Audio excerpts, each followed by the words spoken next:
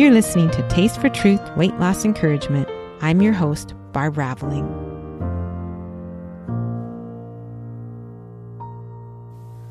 Hello, everybody. Welcome to the podcast. It's so good to have all of you here today. I have a cold, so if I sound funny, that's why I'm recording this with a cold. And I'm recording it on Friday, November 1st. But you guys are listening to it on the day after the presidential election in the United States. So if you are listening from the United States, I know that some of you will be super excited and celebrating, and some of you will be fearful and depressed, or maybe all of you will be waiting because maybe you won't know the results yet. But I'm praying for the election, praying for peace, and we're all trusting in God. It's so good to know that God is in control, right? So this episode, it's the first time I've ever done this, I think, in the whole history of the podcast. I am actually repeating an episode. This is an episode that aired first back October 2018. And I'm not sure if that old episode will just come forward or if it will be a new one. But if you hear a little tiny glitch, about 15 seconds after this intro, that's why. Just keep waiting. It will come on. And so I interviewed Stacy. She lost 150 pounds with God's help. And I remember it being a real encouraging episode at the time. So I emailed her back when I knew I was going to end the podcast and asked if we could have an update. Well, I was happy to hear she had kept her weight off, all those 150 pounds, for 6 years. And we had a really great interview, which you will be hearing next month. That will be the December podcast. But I wanted to put the episode out first, this November one, just so that you'd have a refresher, because I'm guessing that most of you never listened to the first episode. So that way they'll be close together, easy to listen to. And the other reason is because I am pretty swamped over here right now. We bought a house, which I'm really excited about. Thank you, those of you who prayed for us to find one. We bought a small house close to downtown. I'll be able to have a walkable lifestyle, which is what we really wanted. But we're busy with that. And our son also bought a house in Helena, and he's busy remodeling and painting it. And so we've been helping with that. So I've been kind of swamped. So it's nice to go without an episode this month. Okay, so we will have an episode in December. We'll have Stacy's next interview. And then I have another interview lined up for January. And then I'm going to do one maybe last thoughts of the, all my time doing these podcast episode. And then we'll probably have that will be the last episode, maybe in late January or February. So that's a little timeline. I'll also be doing my online courses. That's going to be another really helpful thing for you if you're trying to break free from the control of food. So I'm going to keep putting out resources that will be super helpful if you struggle with food. It's just that they won't have to do specifically with food. But we all struggle with emotional eating. At least I would assume you guys are like me. You struggle with that. So I'm going to be doing a lot with the emotions as well. Okay, let's see. Well, speaking of emotions, if you guys are struggling with your emotions, or if you want to work through any of those, and you can't have a counselor locally, you don't have one in your town, or you don't know one, or just for convenience, if you'd rather counsel online, you could go to getfaithful.com/Christian habits and find a counselor there. Getfaithful.com/Christian habits.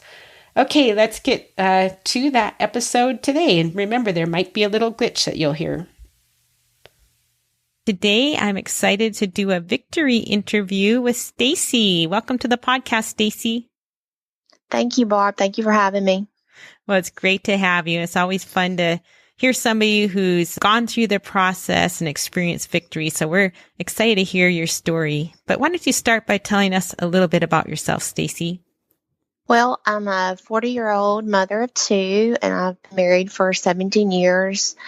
And I work with children with special needs. And so I love my job and I love what I do. And that's pretty much me. And yep. That's great. You live in the West, Midwest? I'm from the South.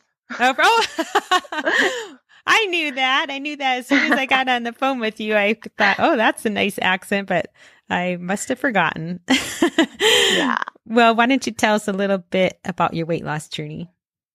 Well, like many of the people I've heard on other podcasts with you, I was a really big child growing up and struggled with my weight all of my life. Did various different things, different diets, different, things that come out. I've tried everything.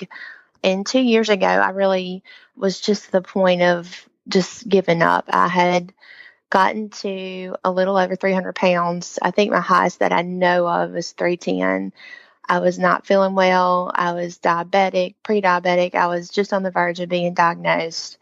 And so I was just desperate. And really, in my conversations with God were like, what are we, what am I going to do? What are we going to do? I can't keep living like this. And so I started 2 years ago. A friend of mine had asked me to go to a recovery program, more for drugs and alcohol. We had been in ministry for a while together. And I just thought to myself, what in the world am I doing a recovery program?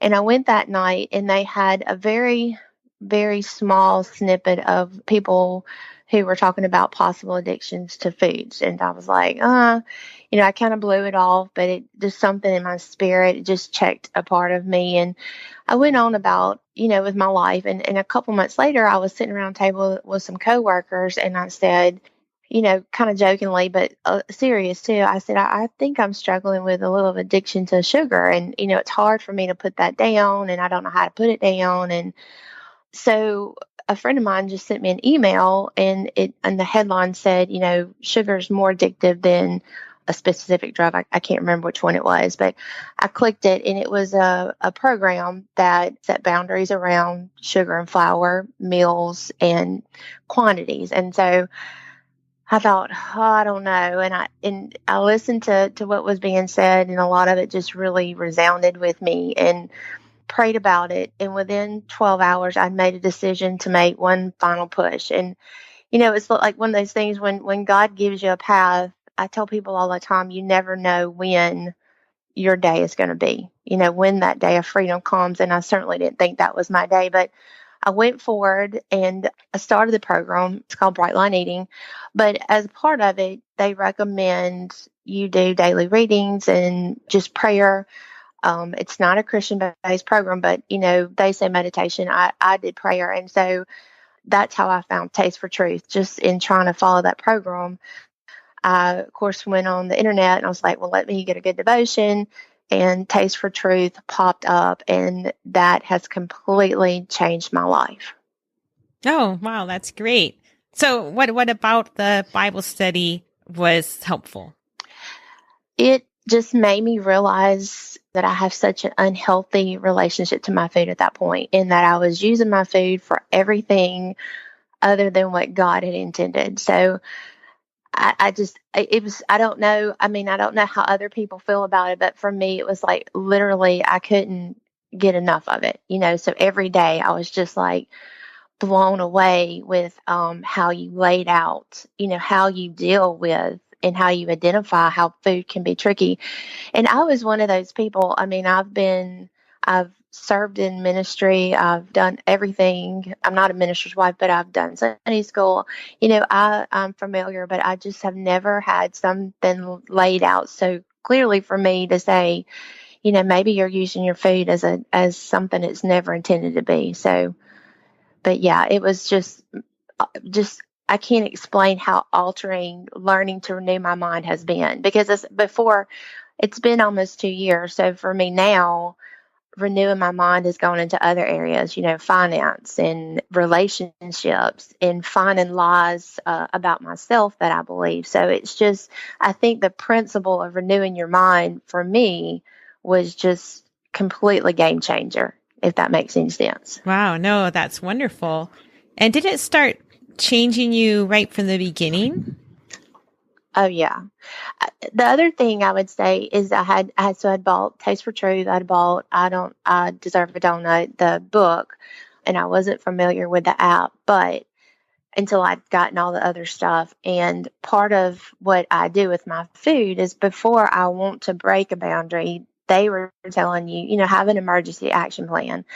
And so immediately when I got the I Deserve a Donut book, that was like step one, whatever I'm feeling that day, go to those questions and ask myself, what are you really feeling and what do you need to do about it? So having that there available, and then later finding the app where I could open it up on my phone and look at those questions and like really start to realize the real emotion I was feeling. Because, there's past issues, a lot of us, and really realizing, I'm sad or I'm bored or I'm lonely, or those things.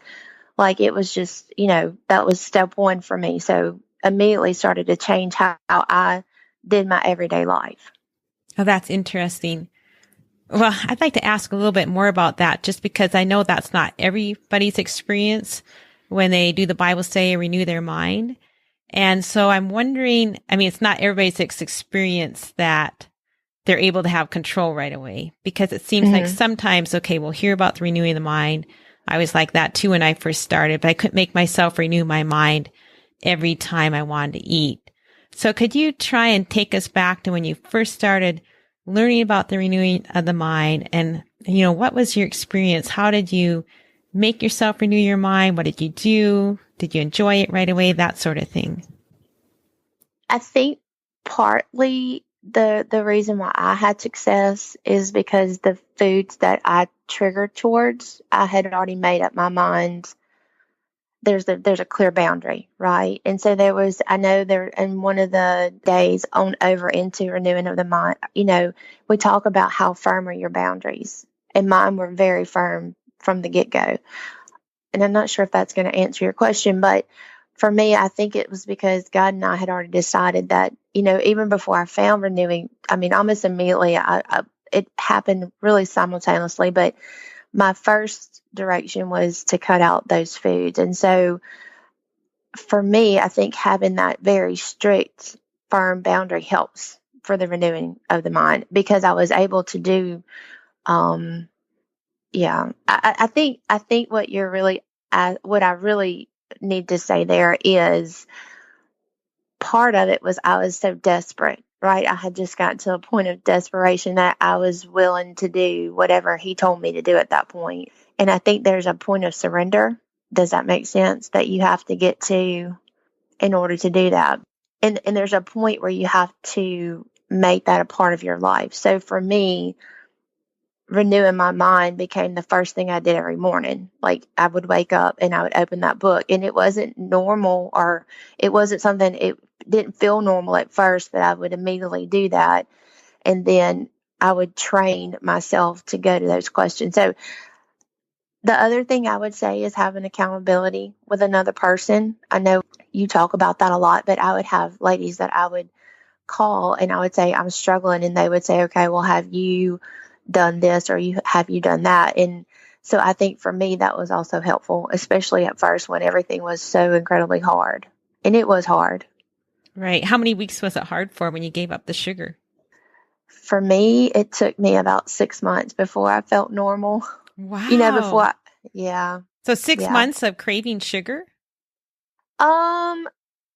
Yeah. Yeah. For me, it was a real struggle. I mean, I've lived that way for 40 years, and my cravings are really wrapped up in emotional eating, so lots of emotions. So when emotions come up, I would want sugar, but it got better every day. I tell people that it got better every day, but it was about 6 months before I thought, I feel okay, Okay. So how often did you renew your mind during the day? So you renew your mind in the morning, and you cut out sugar at the very beginning when you started renewing your mind. But then like later on in the day, like say 3:00, it's like, oh, why did I ever give up sugar? I'll just start tomorrow. Did you ever have those feelings? All the time. Yeah. And for me, I mean, my Bible would be first, and then I would say my I Deserve the Donut app was second in my journey. I mean, it was that, and more so because I could go straight to those scriptures, and I would. So in my program, you write your food out before you ever eat during the day. You write out everything you're going to eat that day, which is helpful because I don't have to make that decision at 3:00 because I'm not supposed to eat anything at 3. But on my food diary, I put a scripture to focus on that day. So one thing I would do is if I had struggled with craving whatever reason, that's what I would put on that. So I would see it, I'd look at it and I would meditate on that one scripture all day long. So yeah, I would say I was renewing my mind probably, I don't know how many times. It was a lot. It was a lot. Okay, so a lot of times throughout the day. So you're meditating on scripture throughout the day. You'd use the donut questions when you needed to. Yeah. So how many times a day do you think, I know there's not the same every day, but how many times do you think you would have done it? Probably 3 to 4. Okay. Anytime that I was struggling, I would say, late afternoon snacking was always hard for me. And then at night snacking was a big deal for me. I did really good. I think up to about 5 o'clock at night, I always did well. And then after that, it was a free for all. Good. Well, so if anybody's listening right now, I just want to encourage you that the thing that Stacy really did differently is she renewed her mind 3 to 4 times a day.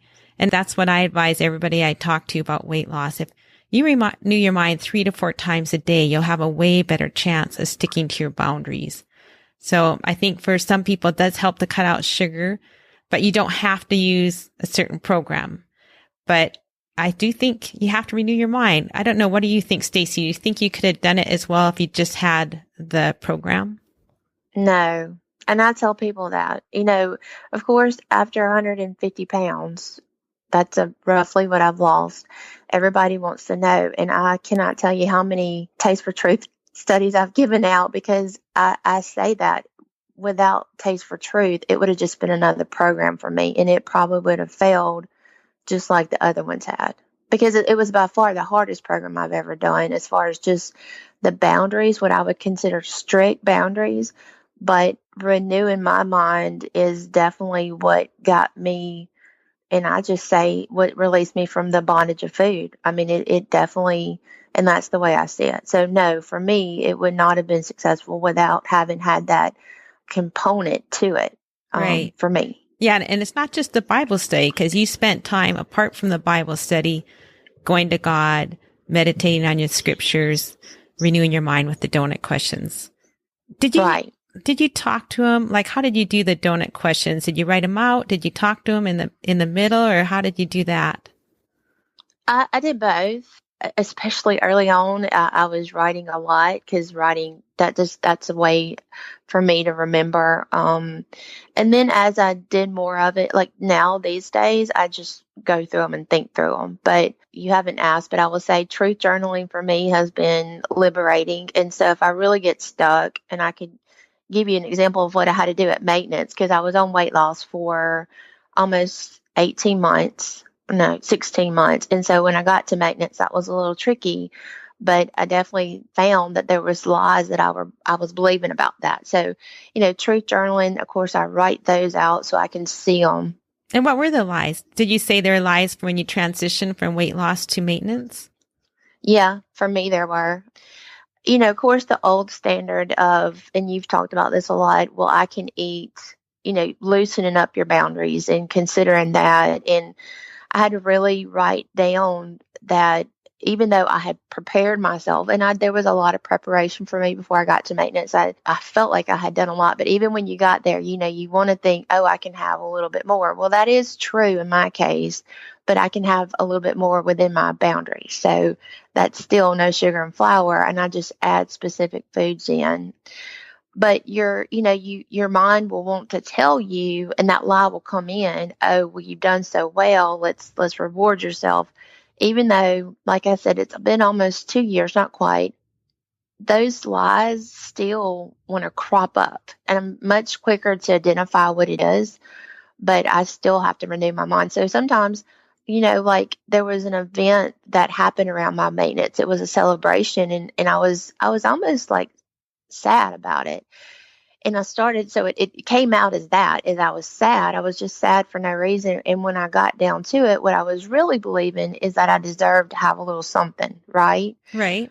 But that's what truth journaling does, is when I start writing it out, when I see that thought on paper, I'm like, oh, that's not true, as I take it line by line.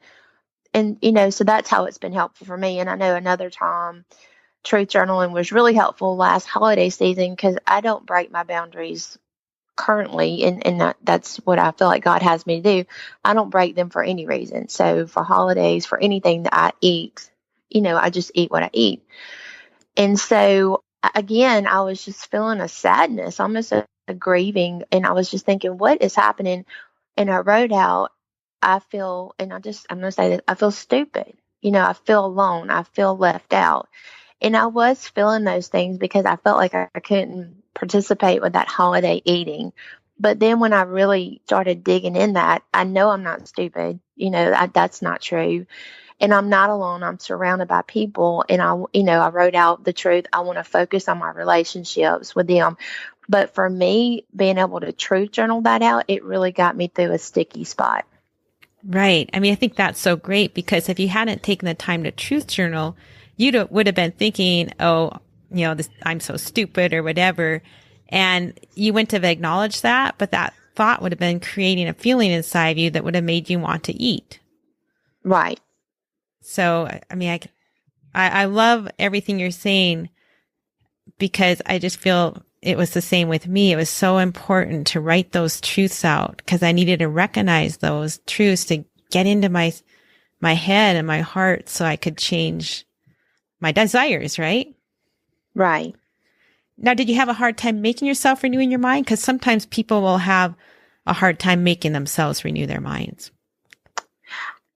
I will be honest with you. No, I really didn't. I mean, I know there are people that do, and I feel a sense of grace on my journey to some degree because I've struggled.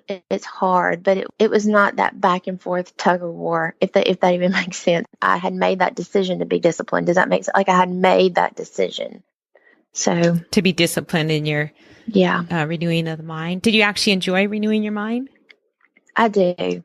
I think for me, and maybe this is a follow-up to that last question, for me, finally figuring out what was wrong and why I couldn't control myself and what I needed to do to fix it was so liberating. Like I just took the ball and ran with it, as we say here.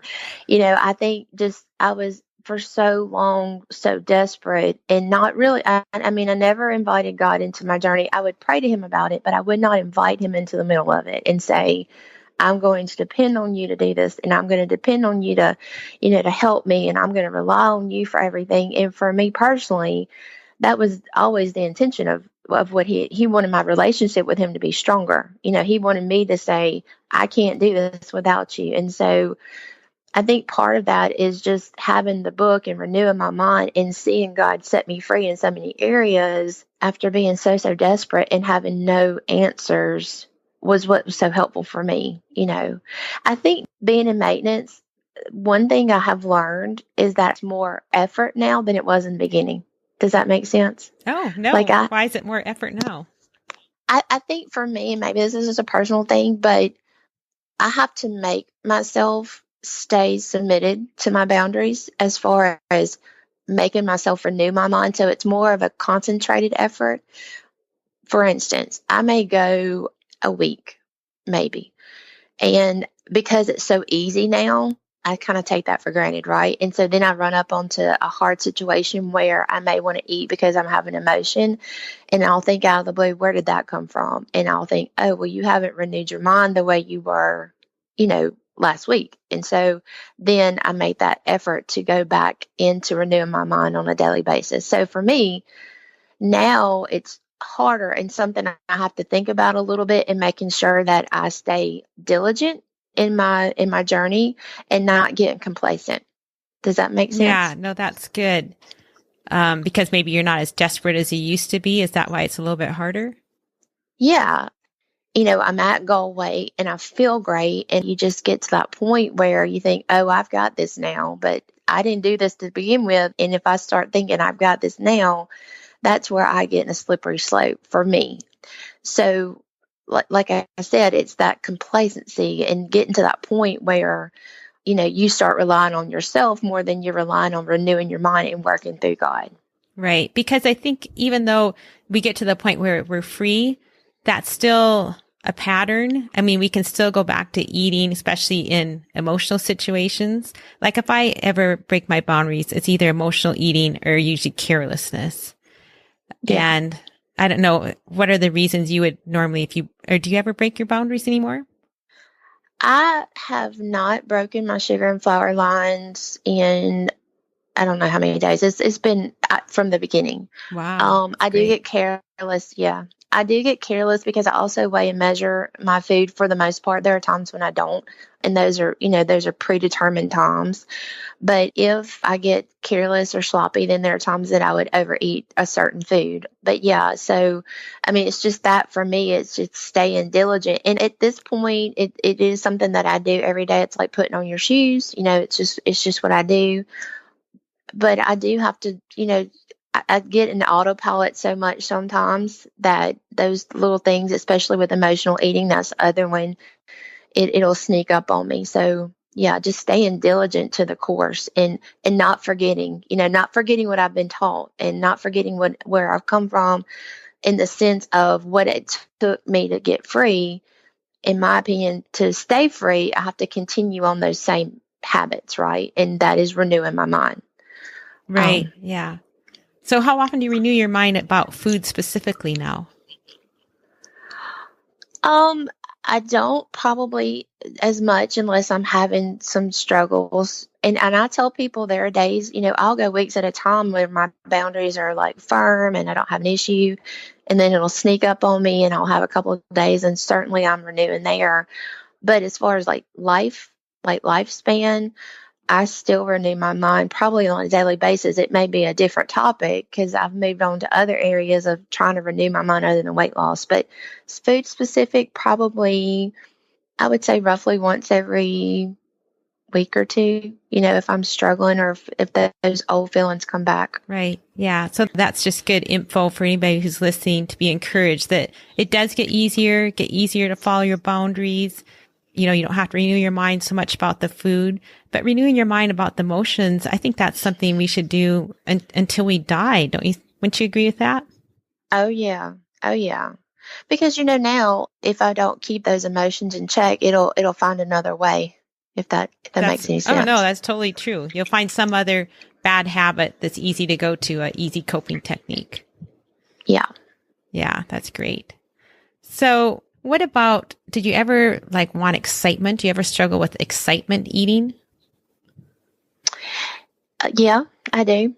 What'd you do with that? I'm asking that because I just interviewed somebody else who was struggling with that and I didn't know if I had a good answer for her. So what would you say to that person?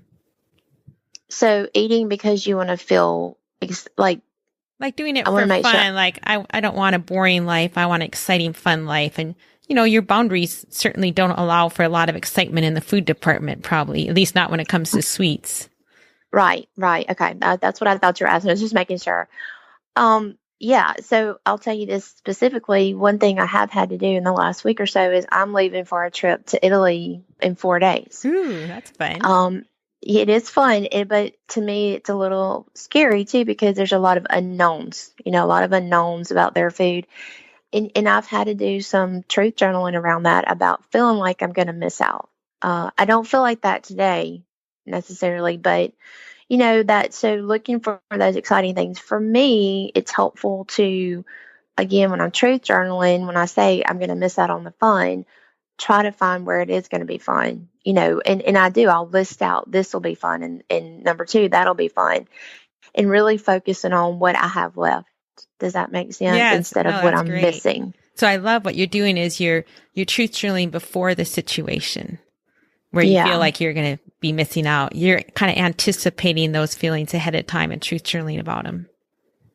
Right. That's good. And plus it's going to be way more fun walking around Italy 150 pounds lighter, right? Oh, yes. I would have never, I will say this for people that, you have to, I guess in my brain, I weighed out different things. And yes, my boundaries do keep me from doing certain things. That's a truth. Absolutely a truth. But then there's other things like getting on a plane and not feeling so squished. I'm looking forward to that. I've not flown since I've been smaller, but I am looking forward to that. And being able to hike with the people that I do love and not feeling so out of breath. And, those are the big things. There's other little things that I could name that I experience every day that I'm thinking, thank you, God, I don't have to worry about that anymore. But yeah, so absolutely, you give up something, but you get so much more. And I think you just, you have to figure out, I had to figure out which one was worth it to me more important. And I definitely think where I'm at now, I would not want to give that up to be able to eat certain foods. Right. That's a good truth right there. Yeah. If you're in a place where you can stop the podcast, rewind that and listen to that little last sentence again. Can you remember what it was? You said no. I can't either. So you guys will have to stop the podcast and rewind it. Whatever it was good. And it'd be a good little sentence to put on the refrigerator. Okay, well, it's probably about time to wrap it up, but just want to let you guys know that I asked Stacy if she'd want to put before and after pictures, if she'd be willing to do that, to put them with the blog post. So we'll have before and after pictures. That'll be really fun. And just go to barbradling.com. That's where these podcasts are now, and you can find that. And Stacy, just in closing, for the person who's listening, who's where you were 2 years ago, and about ready to throw in the towel, give up, thinking about starting to pursue weight loss again, what kind of advice would you give to that person?